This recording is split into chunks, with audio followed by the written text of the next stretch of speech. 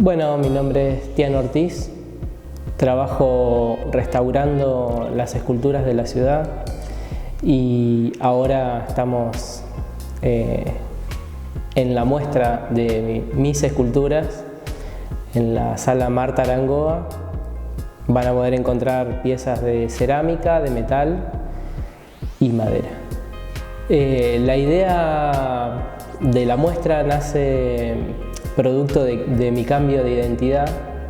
En ese proceso de espera del trámite judicial empiezo a hacer esculturas pensando en esto de la identidad, del árbol genealógico, de las huellas digitales. Hay como esas ideas dando vuelta en las obras. La familia y todas esas imágenes fueron quedando plasmadas en estas esculturas. La primera obra nace con mucha, se puede ver en la obra con mucho enriedo, con muchas líneas, con muchos hierros anudados, doblados. Y a partir de ahí empiezo a bocetar, a dibujar, a hacer dibujos con unas líneas un poco más, llevando un ritmo más limpia, si se quiere. Que lo hice desde el dibujo, desde el boceto, y después lo trasladé a las esculturas. Hace tiempo que me dedico a soldar y que sé soldar, y fui al campo de un amigo y me traje unos pedazos grandes de caldén que lo fui con un hacha cortando, y todas las formas y las figuras que tiene la madera son producto de su veta. Yo lo único que hice fue lijarla, pero todas las piezas de madera están rajadas por su veta, digamos. Eso es también hay un concepto de que todas tienen. Y bueno, y después fui tratando de ensamblar el metal. Cuando tenía un pedazo de caldén, ya bocetaba con ese pedazo de caldén y empezaba a crear las líneas del hierro, ¿no? Lo que iba a ser el hierro después. Sí, en relación al movimiento que decís, es como...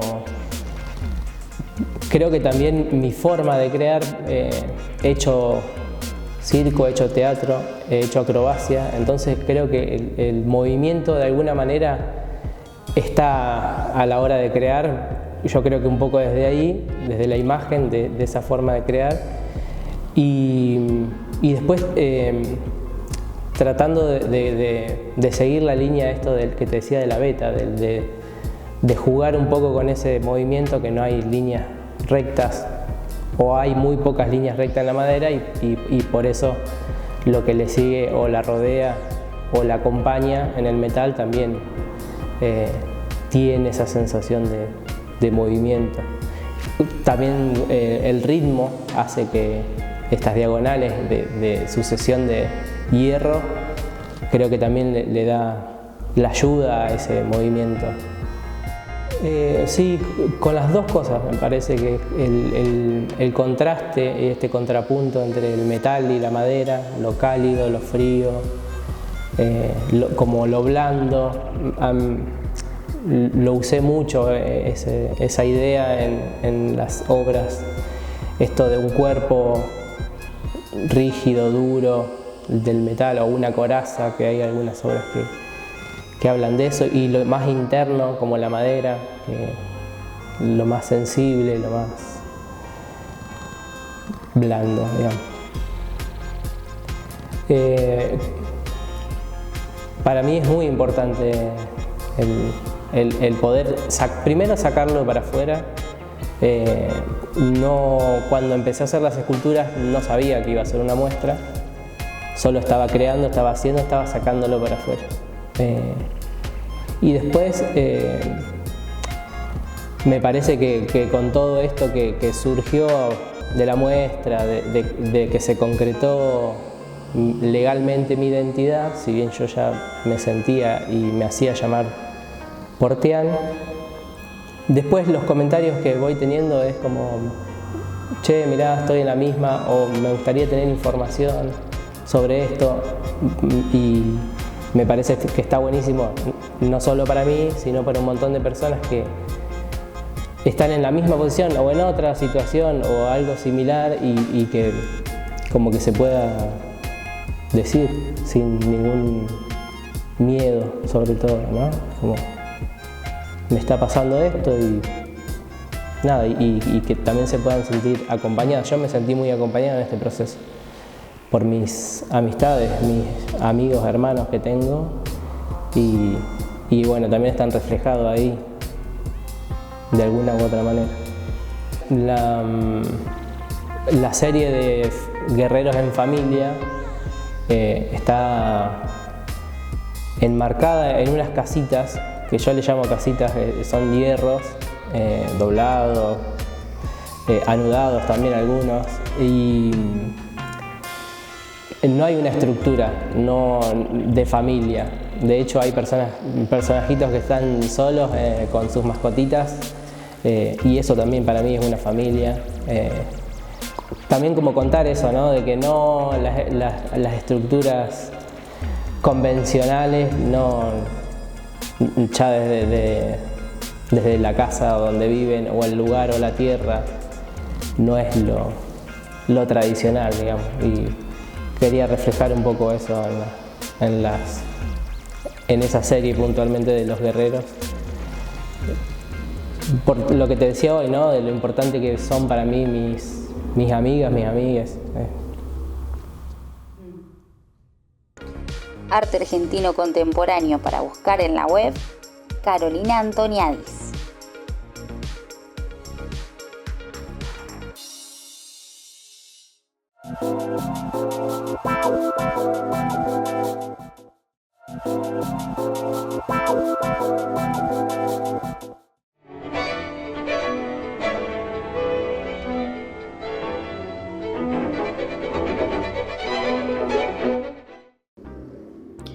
Mientras el dadaísmo abrazaba el absurdo como una queja contra la guerra, el artista Theo van Dorsburg reunió en los Países Bajos a un grupo de artistas, arquitectos y diseñadores para desarrollar una respuesta muy diferente. Stihel argumentaba que el arte abstracto con orden geométrico y armonía espiritual podría traer optimismo a una Europa arruinada. Van Dorsburg y su compatriota Piet Mondrian fueron los teóricos fundamentales del movimiento e hicieron públicas sus ideas en la revista del grupo. Pero fue el estilo pictórico de este último el que personificó la estética de Stihel. A partir de 1913, las representaciones de Mondrian evolucionaron hacia matices puramente abstractas de líneas negras, horizontales y verticales. Para 1917 se había vuelto tan ordenadas que formaban cuadrículas precisas de ángulos rectos. Los espacios dentro de la cuadrícula eran áreas planas de pigmento que desde 1920 Mondrian restringió al negro y a los colores primarios. Aunque este vocabulario visual parecía simple, el holandés buscó un equilibrio dinámico en su trabajo. Describió su estilo como neoplasticismo y lo explicó en un ensayo de 1920. La lógica requiere que el arte sea la expresión plástica de todo ser. También debía ser la expresión directa de lo universal entre nosotros, es decir, la apariencia exacta de lo universal fuera de nosotros. Stihel vio en el arte un equivalente plástico del orden fundamental del universo más que de una expresión de la emoción descarnada. El neoplasticismo compartía su metafísica con el suprematismo, aunque en Mondrian se ve una mayor fe en la armonía y la contemplación que en Malevich. Si bien no estaba tan obsesionado con la tecnología como el constructivismo, Stihel compartía el deseo de que el arte empapara la cotidianeidad. Su diseñador más influyente fue el holandés Gerrit Rietveld. Sus edificios estructurados con la misma geometría que las pinturas de este movimiento fueron una de las primeras influencias del estilo internacional que dominó Europa por más de 3 décadas. Mondrian formó lazos con Gran Bretaña y Estados Unidos durante los años 30. Su trabajo influenció a los pintores abstractos de la posguerra.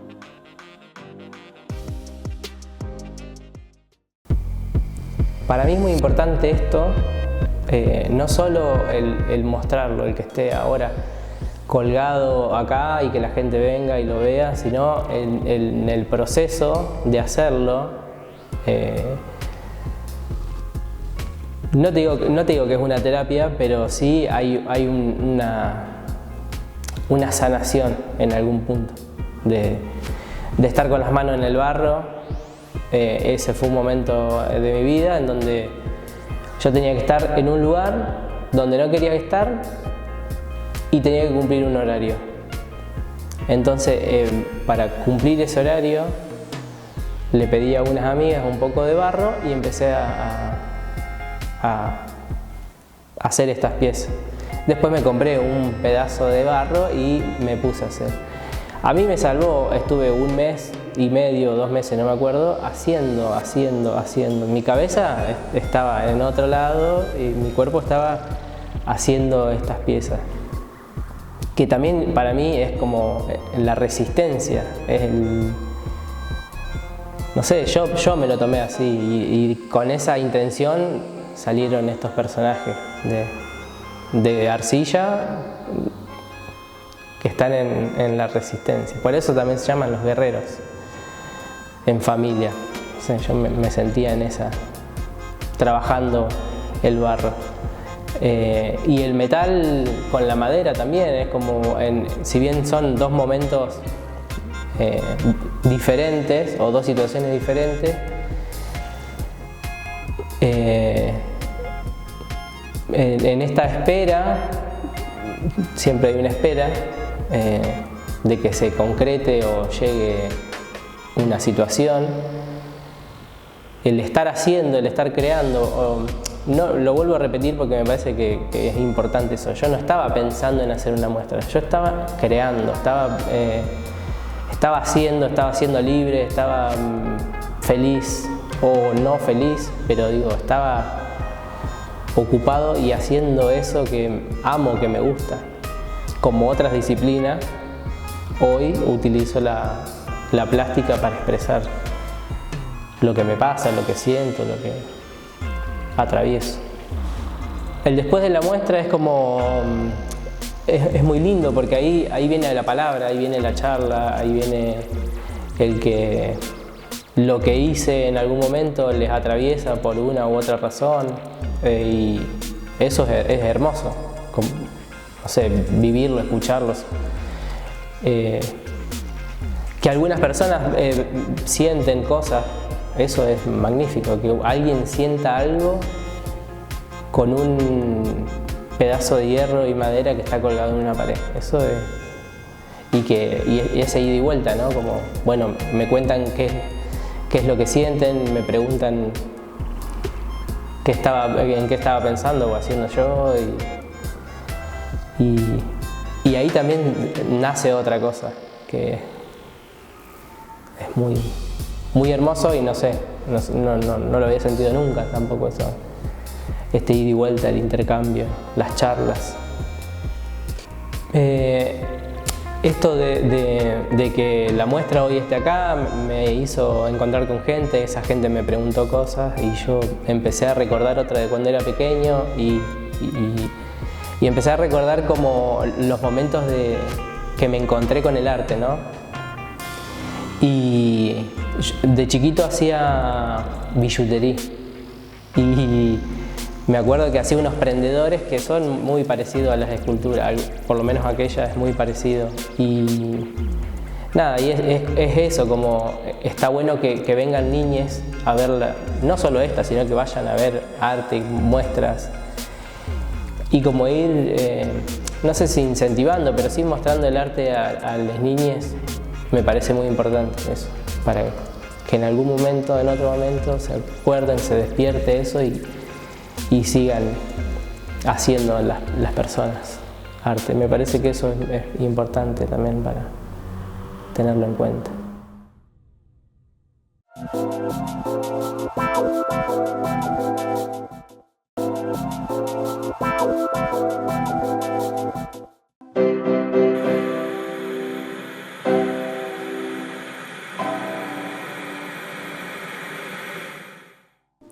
Una discusión que lleva siglos se relaciona con la falta de cejas de la Gioconda o Mona Lisa, el retrato que realizó Leonardo da Vinci.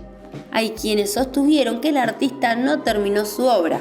Se ha dicho que si bien da Vinci aceptaba el encargo de una obra, jamás prometía terminarla y sería el autor de la frase «Una obra de arte nunca se termina, solo se abandona». Otros dijeron que se trataba de un problema causado por una mala restauración posterior. En realidad, el tema parecía estar aclarado desde el principio, ya que Giorgio Vasari, quien parece haber visto la obra en la época de escribir su libro Vida de los excelentes pintores y escultores y arquitectos, a poco tiempo de ser pintada la obra dijo: «Las cejas no pueden ser más naturales, por la manera como salen los pelos de la piel, aquí tupidos y allí ralos, encorvándose según los poros de la carne».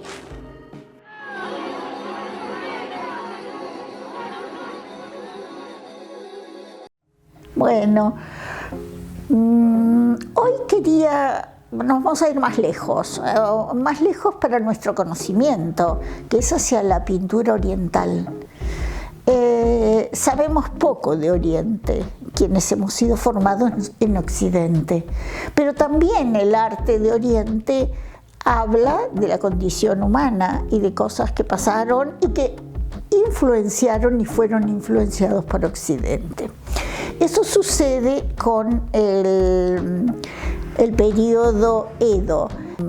Es un tiempo importante, un periodo importante del arte, que hasta entonces, como la familia imperial vivía en Kioto, en Kioto había toda una cultura muy importante, con objetos de arte bellísimos, con cuadros, se adornaban las casas. De hecho, hay trabajos detalladísimos y muy refinados. Pero algo sucede que empieza a armarse este Edo, que después se va a llamar Pekín, con los años, y empiezan a mudarse allí pintores, artesanos que viven en barrios y como en zonas diferenciadas. En esos tiempos también había en Japón un espíritu nacionalista que entonces restringían bastante las visitas a extranjeros o las salidas de los japoneses al exterior. Entonces, ¿qué hacían los japoneses? Viajaban por el país. No podían tampoco hacer mucho turismo. Entonces, muchas de las salidas eran a templos, a lugares termales, ese tipo de cosas. Lo cierto es que mucho de la cultura ya existente se traslada a Edo.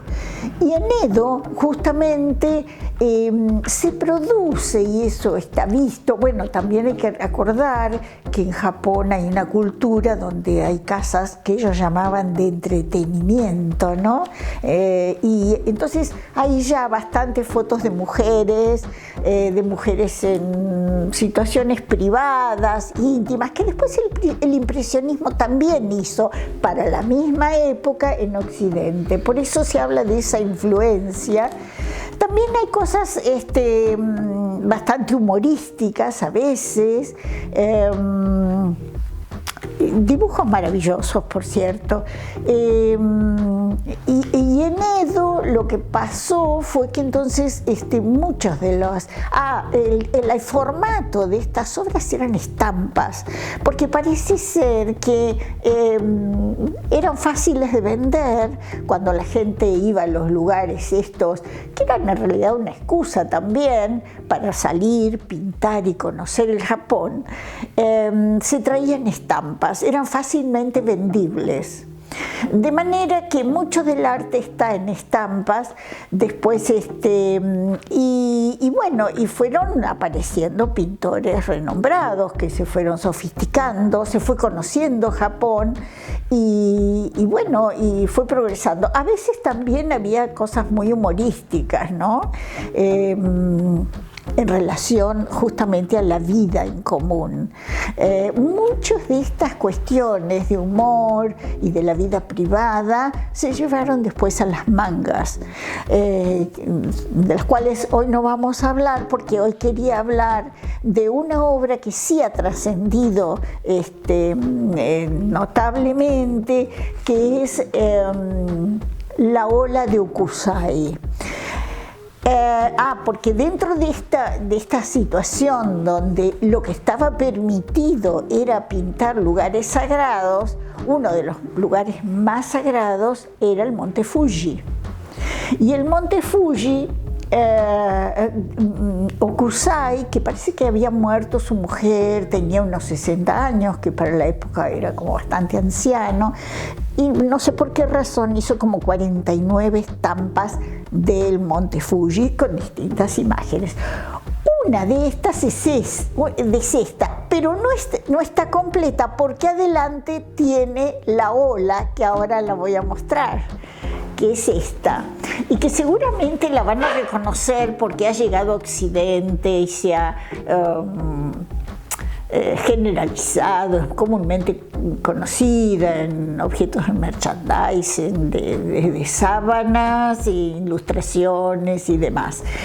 Esta obra, las razones por las que adquirió esta fama no lo sé, salvo que impacta mucho la ola, donde está la ola, hay colores complementarios, azul, amarillo, el amarillo está en el cielo y también estas barcas que son como de pescadores que regresaban.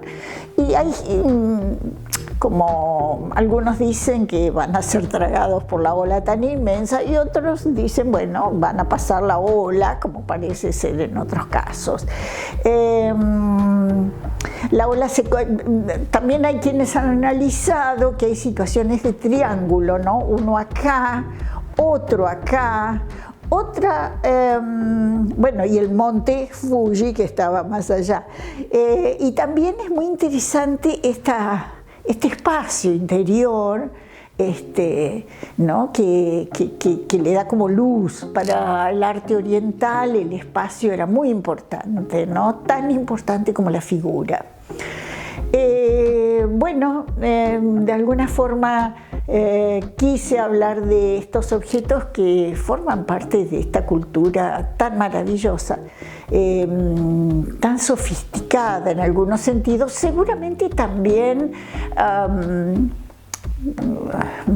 producida en sectores de alto nivel social, quienes podían pagar estas cosas, y luego estaba la gente que no lo hacía, y estaban digamos, estos gremios, por llamar así, que eran los trabajadores, los artesanos, los artistas, que eran los que de alguna manera, gracias al arte, fueron ganando lugar y adquiriendo prestigio y dándole prestigio a Edo.